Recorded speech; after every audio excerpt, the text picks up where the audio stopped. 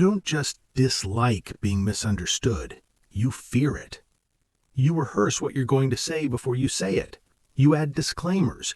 You explain your tone. You clarify your intentions. And even after the conversation ends, you replay it, wondering if they got you.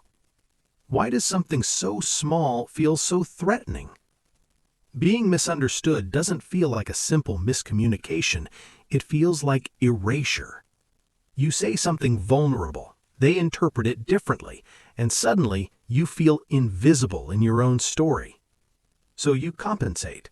You over-explain your texts. You send follow-up messages. You say, "That's not what I meant," even when no one accused you. In meetings, you clarify your tone. In relationships, you defend your intentions.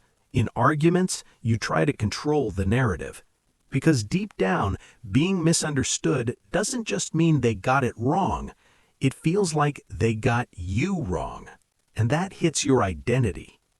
Psychologically, this pattern is linked to what researchers call rejection sensitivity, a heightened expectation that others may misinterpret, dismiss, or invalidate you. But it's more than social anxiety. It's identity threat. When someone misreads you, your brain doesn't categorize it as a small error. It categorizes it as social danger. And social danger to the brain is survival level serious. But here's the part most people don't see. This fear didn't start with the last conversation. It started much earlier. You were not overly sensitive. You were adapted.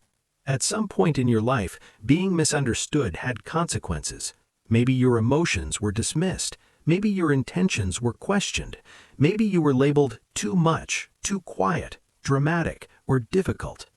When that happens repeatedly, your brain learns a rule. If I'm not accurately seen, I'm not safe. So you develop a protective strategy. Pre-clarify, pre-defend, pre-explain. It's not weakness, it's pattern recognition. Your nervous system learned that clarity equals safety. But the cost of that strategy is constant tension. And tension slowly reshapes how you see yourself. You start to believe that your default state is misunderstood, that people naturally get you wrong, that you must manage perception to survive socially. But that belief is built on an old environment, and your brain doesn't automatically update its software. So what exactly is happening inside your mind when this fear activates? Let's break it down simply. Your brain has a threat detection system centered around the amygdala. Its job is to scan for danger. But it doesn't only scan for physical threats, it scans for social threats too.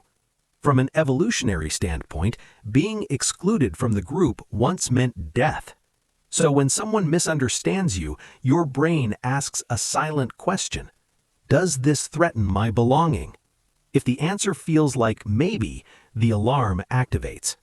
Your prefrontal cortex, the rational part, tries to solve the discomfort. So it replays the conversation. It analyzes your wording. It searches for errors.